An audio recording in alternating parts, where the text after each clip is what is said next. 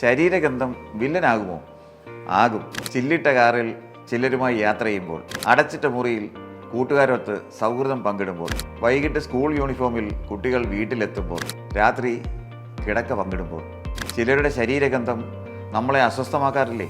Under arms, groin തുടങ്ങിയ ശരീരഭാഗങ്ങളിലെ skin ഗ്ലാൻസിലെ സ്രവങ്ങളിൽ bacterial infection ഉണ്ടാകുമ്പോഴാണ് ഇങ്ങനെ ഉണ്ടാകുന്നത്. അമിതവണ്ണം, ശുചിത്വക്കുറവ്, അമിതമായ വിയർപ്പ് ഇവയുള്ളവരിലാണ് ശരീര ദുർഗന്ധം കൂടുതലായിട്ട് കാണപ്പെടുന്നത്.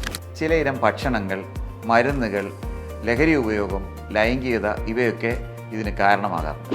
പുരുഷന്മാരുടെ ശരീരസ്രവത്തിലെ കോളിനെ ബാക്ടീരിയം ജൈകീയത്തിൻ്റെ സാന്നിധ്യമാണ് അമിത ദുർഗന്ധത്തിന് കാരണമാകുന്നത്. സ്ത്രീകളിൽ പഴത്തിൻ്റെയും ഉള്ളിയുടെയൊക്കെ ഗന്ധം ഉൽപ്പാദിപ്പിക്കുന്ന സ്റ്റെഫൈലോകോക്കസിൻ്റെ സാന്നിധ്യമുള്ളതിനാൽ ഗന്ധത്തിന് അല്പം മൃദുത്വമുണ്ടാകും. ഇനി ശരീര ദുർഗന്ധം എങ്ങനെ ഒഴിവാക്കാമെന്ന് നോക്കാം. ആക്സിലറി ഗ്രോയിൻ ഏരിയയിലുള്ള രോമം പൂർണ്ണമായും ഒഴിവാക്കുക. ഇത് ആ ഭാഗം ഡ്രൈ ആയിട്ട് സൂക്ഷിക്കാനും ഇൻഫെക്ഷൻ തടയാനും സഹായിക്കും. നല്ല ആൻറ്റി ബാക്ടീരിയൽ ഹെർബൽ സോപ്പുകൾ ഉപയോഗിച്ച് 2 നേരം കുളിക്കുക. ഉള്ളി, വെളുത്തുള്ളി, പുകയില, മദ്യം തുടങ്ങിയ വസ്തുക്കൾ പൂർണ്ണമായും ഒഴിവാക്കുക. വേപ്പില അരച്ച് തൊലിയിൽ പുരട്ടുന്നത് നല്ലതാണ്. ഇതിലെ ആൻറ്റി ബാക്ടീരിയൽ പ്രോപ്പർട്ടി ഇൻഫെക്ഷൻ തടയാൻ സഹായിക്കും. കോട്ടൺ വസ്ത്രങ്ങൾ ധരിക്കുക. നാരങ്ങ നീര് പുരട്ടുന്നതും വളരെ നല്ലതാണ്.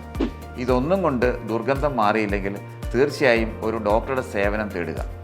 ബോഡി ലോഷനുകളും ബോഡി ഡിയോഡറൻറ്റുകളും ബോഡി സ്പ്രേകളും ഒരു പരിധിവരെ ശരീര ദുർഗന്ധം തടഞ്ഞു നിർത്താൻ സഹായിക്കും.